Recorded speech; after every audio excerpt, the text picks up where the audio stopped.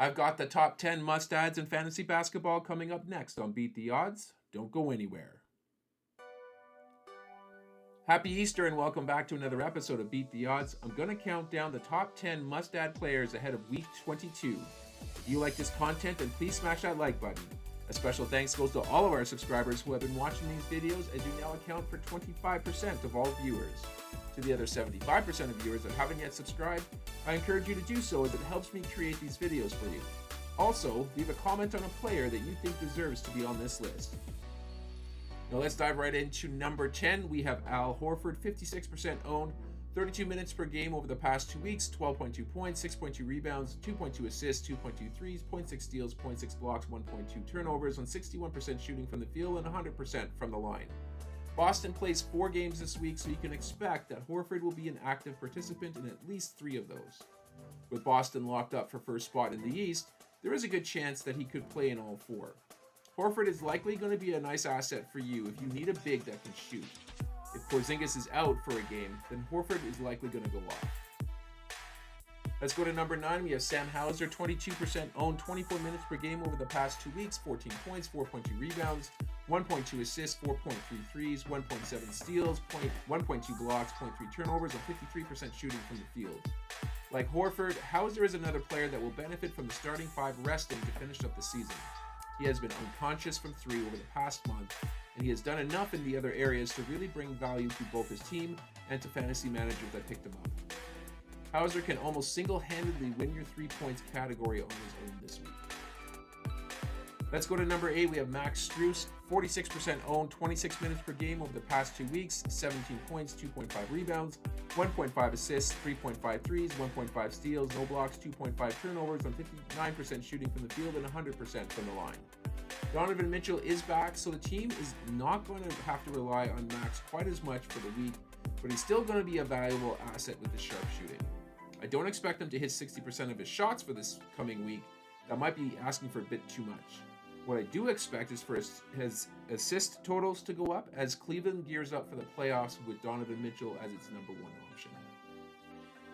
Moving on to number 7, we have Keon Ellis, 32% owned, 30 minutes per game over the past 2 weeks, 9 points, 3.7 rebounds, 2.1 assists, 1.9 threes, 1.6 steals, 1.1 blocks, 0.6 turnovers on 49% shooting from the field and 80% from the line. Keon Ellis has been a trendy pickup for managers who have been needing some help with their stocks over the past couple of weeks. He has taken over the role of the starting defensive presence for the Kings, so he should be able to contribute in the categories that you need him to contribute in this week. Don't be too worried about his points. You should have enough players to supply you with that on your team already.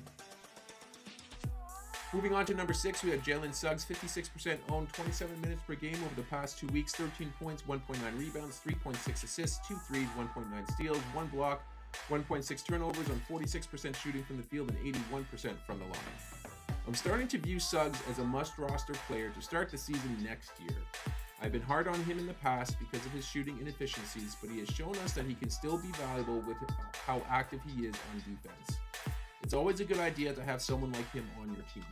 Maybe next year he'll get over 30 minutes per game, and then he will be a must-add player for sure.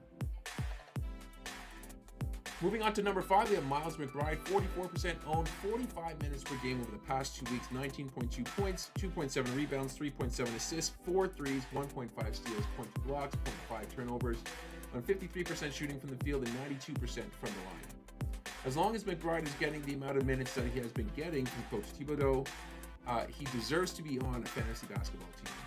He has been a revelation for fantasy owners as a sharpshooter and the secondary playmaker alongside Jalen Brunson. McBride should continue to be rostered for as long as OG Anunoby is out.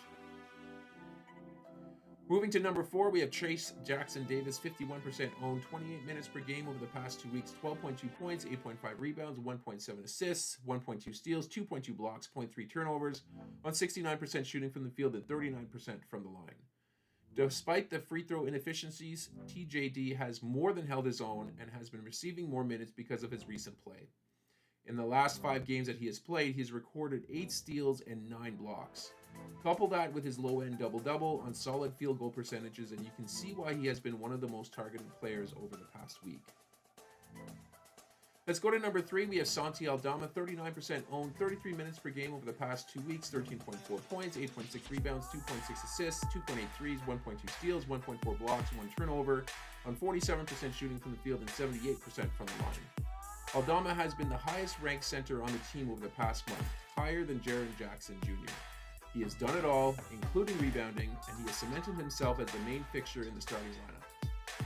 He has missed his last game due to sickness and has been deemed questionable for Monday's matchup, but my money has him playing and being an important asset for your team this coming week. Let's go to number 2. We have Rui Hachimura, 44% owned, 31 minutes per game over the past 2 weeks, 17 points, 6.5 rebounds, 0.8 assists, 2 threes, 0.5 blocks, 0.3 turnovers on 58% shooting from the field and 88% from the line. Rui does have holes in his game, but his play over the past few weeks has been much needed for a Lakers team trying to lock down a spot in the play-in tournament. Rui has been a great source of scoring and has been able to chip in some secondary stats. His biggest asset has been his efficiency from both the field and on the line. The Lakers are going to make the best use of Rui as they race towards the finish line. And finally, at number 1, we have Marvin Bagley III, 50% owned, 21 minutes per game over the past 2 weeks, 14.8 points, 6.8 rebounds, 0.3 assists, 1 3, 1.3 blocks, 0.5 turnovers, and 74% shooting from the field and 100% from the line. The only thing that scares me about Marvin Bagley is the fact that he hasn't been able to lock down as many minutes as I would have liked to have seen at this point. Richaun Holmes has been out of the lineup with a bruised toe, and the status for next week is still up in the air. Even if Holmes ends up playing, Bagley should be the number 1 option and hopefully can lock down 30 minutes a night going forward. And that's going to do it here for this episode. I hope you guys enjoyed it. If you did, please leave a like on the video and of course subscribe to the channel for more content like this. I'm going to sign off for now, but I will catch you guys on the next episode.